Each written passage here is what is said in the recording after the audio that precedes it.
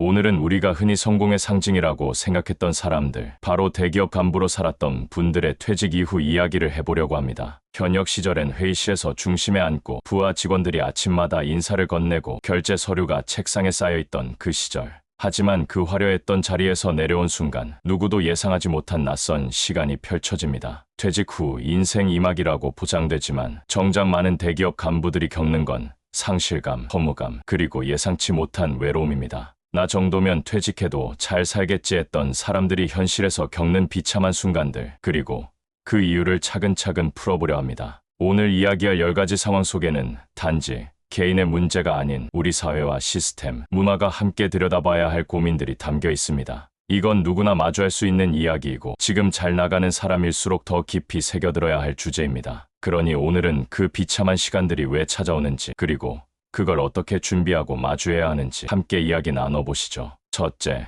퇴직 후 가장 먼저 찾아오는 건 바로 내가 아무것도 아닌 사람이 된 것 같은 존재감의 상실입니다. 대기업 간부 시절엔 하루에도 수십 통씩 전화가 오고 사무실에 출근하면 사람들이 고개 숙여 인사하고 회의에서 의견을 내면 다들 받아 적던 그런 위치에 있었죠. 그런데 퇴직을 하고 나면 그 많던 전화는 한두 달 만에 뚝 끊기고 모임도 자연스레 빠지게 되고 명함이 없으니 처음 보는 사람 앞에서 자신을 설명하는 것조차 어색해집니다. 예를 들면 회사 사람들하고는 워낙 밀접하게 지냈던 관계라 생각했는데 퇴직하고 나니 아무도 먼저 연락을 안 해서 서운함을 느낀 경우, 오랜 시간 단골이던 거래처 사장이 자리에 앉기 전까지는 몰라보는 경우, 혹은 가족 행사에서 자식 친구들이 자신을 누구, 아버지로만 소개할 때 느끼는 어색함 등이 있어요. 이럴 땐 내가 정말 아무것도 아니었구나 하는 자괴감이 몰려옵니다. 그래서 바람직한 방향은 퇴직 이후의 삶의 새로운 정체성을 미리 만들어 두는 거예요. 직책이나 타이틀이 아니라 나는 어떤 삶을 사는 사람인가를 스스로 정의하고 준비할 때 존재감의 공백도 줄어듭니다. 작은 동아리 하나라도 좋고 자원봉사, 지역활동처럼 나를 필요로 하는 역할을 다시 만드는 게 중요해요. 둘째, 직장에서의 권위가 집에서는 전혀 통하지 않는다는 걸 깨달을 때 자존심이 무너지는 경험을 하게 됩니다. 회사에 있을 땐 수십 명, 수백 명을 지휘하던 사람이었는데 막상 집에서는 아무도 그 권위를 인정해주지 않죠. 예를 들어 집에서 조언을 해도 그건 회사 얘기고 여긴 집이야라며 자녀들이 무심하게 받아치는 경우, 아내가 당신 이제 집에 있으니까 설거지 좀 해라고 말할 때 억울함을 느끼는 경우, 또는 가정사 결정에서 본인의 의견이 무시당하고 이제는 자식들이 알아서 해요라는 말에 충격받는 경우도 있어요. 그럴 때 내가 이 집에서조차도 소외되는 건 아닌가 하는 생각이 들면서 무력감이 밀려옵니다. 바람직한 해결책은 집에서조차 간부로 군림하려는 태도를 내려놓고 가정의 일원으로 다시 배워가겠다는 마음가짐을 갖는 거예요. 존중은 스스로 쟁취하는 게 아니라 함께 나눌 때 자연스럽게 따라오는 거니까요. 셋째, 인간관계의 허상이 드러나는 것도 큰 충격입니다. 퇴직하고 나면 정말 연락 오는 사람이 손에 꼽히는데 그때서야 내가 관계라 믿었던 게 다 직책 덕분이었구나 하고 허탈함을 느끼게 되죠. 예를 들어 함께 술도 마시고 골프도 치던 부하 직원이 어느새 연락을 끊고 명절에 늘 안부 전화 주던 협력업체 사장이 갑자기 모른 채 하는 경우, 혹은 단골로 다니던 미용실이나 음식점에서조차 퇴직 후엔 대접이 달라졌다는 걸 체감할 때 마음이 참 허해집니다. 이런 외로움은 퇴직자 우울증으로까지 이어질 수 있어요. 그래서 바람직한 방법은 직책과 상관없는 새로운 인간관계를 스스로 만들어가는 겁니다. 취미 모임이나 자원봉사, 커뮤니티 활동에서 만나는 사람들과의 만남은 오히려 더 깊고 오래갈 수 있어요. 넷째, 경제적으로도 생각보다 빠르게 불안정해질 수 있다는 걸 실감하게 됩니다. 대기업 간부였으니 연금도 있고 자산도 어느 정도 있다고 생각하지만 지출은 예상보다 훨씬 큽니다. 예를 들어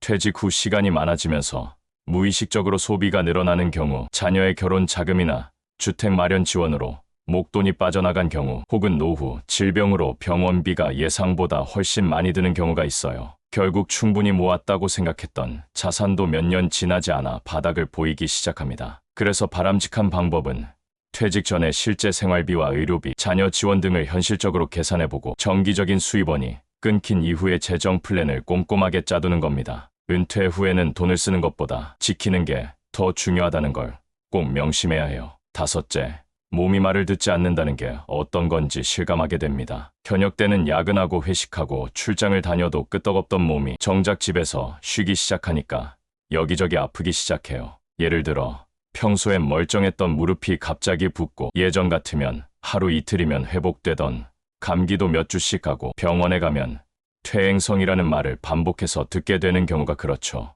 이런 변화는 정신적인 위축감도 크게 만듭니다. 그래서 바람직한 방향은 퇴직 전부터 건강검진과 운동 습관을 꾸준히 들이고 쉬는 것과 방치하는 걸 구분해야 한다는 점을 인식하는 거예요. 일 그만둔다고 몸도 쉴 수 있는 게 아니고 오히려 더 움직여야 하는 시기라는 걸 기억해야 합니다. 여섯째, 시간이 많아진다는 건 처음엔 자유처럼 느껴지지만 곧 공허함으로 바뀌기도 합니다. 예를 들어 처음 몇 주는 늦잠 자고 여행 다니는 게 좋다가도 한 달쯤 지나면 아침에 눈 떠도 할 일이 없고 하루 종일 TV만 보는 자신에게 실망하게 되는 경우, 주변 친구들이 아직 일하는 중이라 평일 낮엔 만날 사람도 없고 자식들도 바빠서 대화 상대가 없다는 현실을 마주하는 경우가 있어요. 이럴 때 무기력과 우울함이 스멀스멀 찾아오곤 하죠. 그래서 바람직한 해결책은 퇴직 후에도 스스로 일정과 루틴을 만들어가는 습관입니다. 일주일에 몇 번은 정해진 시간에 운동하고 강좌를 듣거나 독서 모임에 나가는 식으로 나만의 일과를 만드는 게 중요해요. 시간은 채워야 가치가 생깁니다. 일곱째,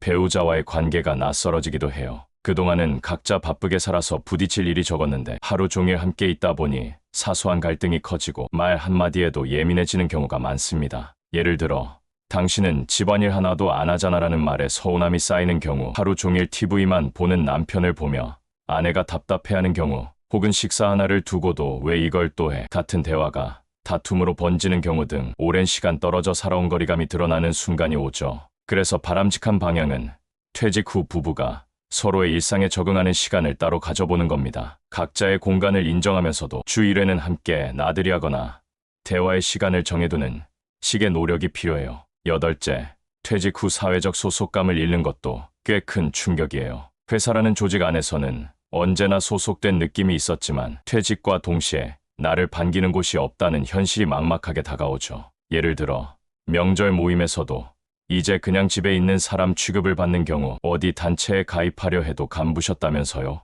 라는 말에 오히려 거리감이 생기는 경우, 자존심 때문에 지역 활동에도 쉽게 못 들어가는 경우 등 소속이 없다는 건 생각보다 훨씬 불편한 감정입니다. 바람직한 방향은 자발적으로 소속감을 만들 수 있는 커뮤니티나 단체를 탐색하고 처음부터 겸손하게 배우겠다는 자세로 참여하는 거예요. 타이틀이 아닌 나 자신으로 관계를 맺어가는 연습이 필요하죠. 아홉째, 재취업의 문턱은 생각보다 훨씬 높습니다. 능력과 경력을 자신했던 만큼 퇴직 후에도 충분히 일할 수 있을 거라 기대하지만 현실은 냉정하죠. 예를 들어 지원서를 넣어도 나이 때문에 연락이 안 오는 경우, 면접에서 예전엔 어떤 직책이셨어요?